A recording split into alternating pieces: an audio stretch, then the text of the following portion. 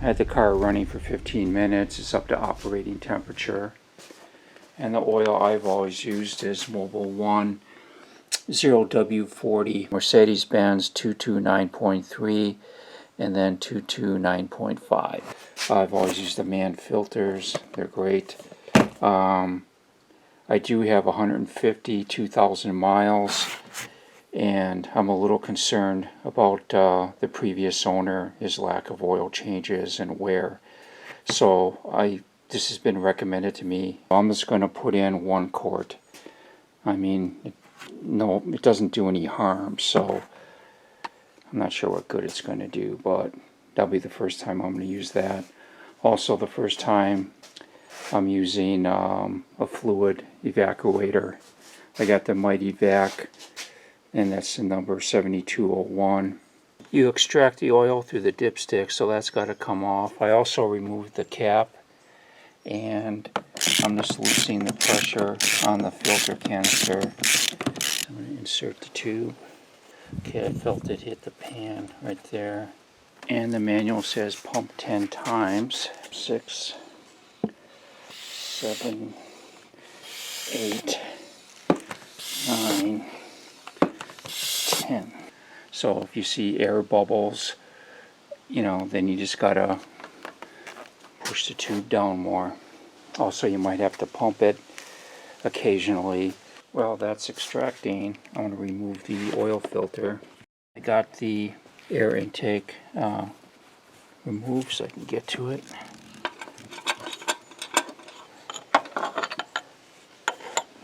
There's the canister. And there's the filter. There's a little handle on there, but I can grab the edge. I don't need it.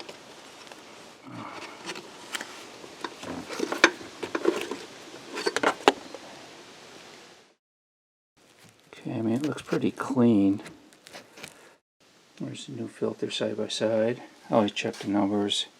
The new kit comes with the 2 gaskets, the O-rings for the cap, and then the copper washer for the cap as well. 2 O-rings. There's a thin one and a thick one. The thick one goes on the top.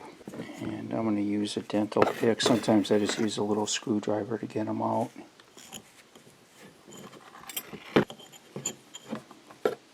Okay, I got the new O-rings lubed up with oil, and you just put them back on.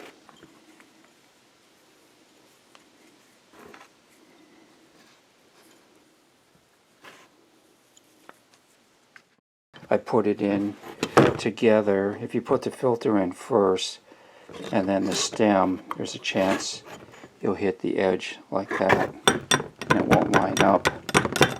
So it's better to bring it in like that. I also put a little bit, the same motor oil that you're using. It's a felt. It absorbs oil quickly. But I don't like putting these in dry. It just takes too long. You can see how much goes in there quickly. The pump itself is made out of metal, which is nice, and it's really smooth. I can just take one finger, push it down,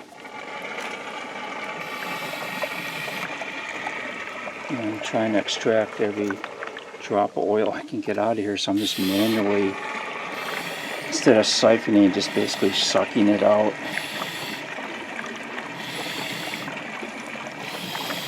And I take the tube and I move it around in the pan a bit. Well, the line itself looks clean, other than a little bit of oil on the bottom. So I'm going to disconnect both ends and then just hang the hose upside down and let it drain. Should be leak proof. Yep. So you can just take that anywhere and dispose of it. That's nice and clean. I like it. I got this long screwdriver with a lint-free paper towel on it.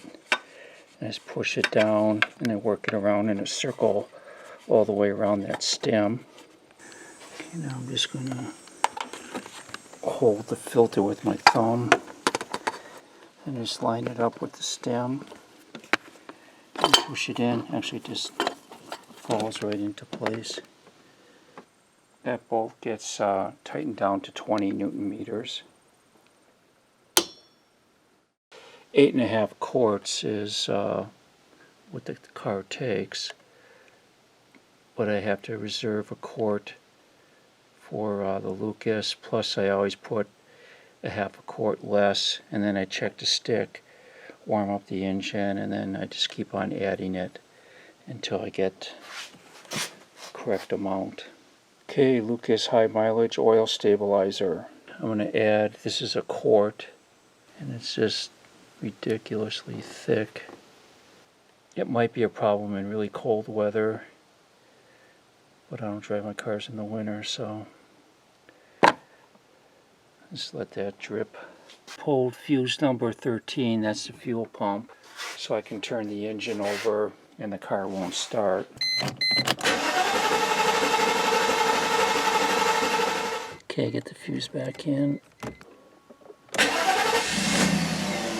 There you go. I'm just going to let it run a minute or two. I turn off the engine, then I let it sit for 2 minutes before I check the oil. That's pretty close. Should be exactly halfway. I mean, you should never go up to the max line. That's good. I mean, I'm going to check it after I drive the car. Just got back from a drive, about 50 miles, had it on the highway. Oil pressure is really good. Engine's really quiet.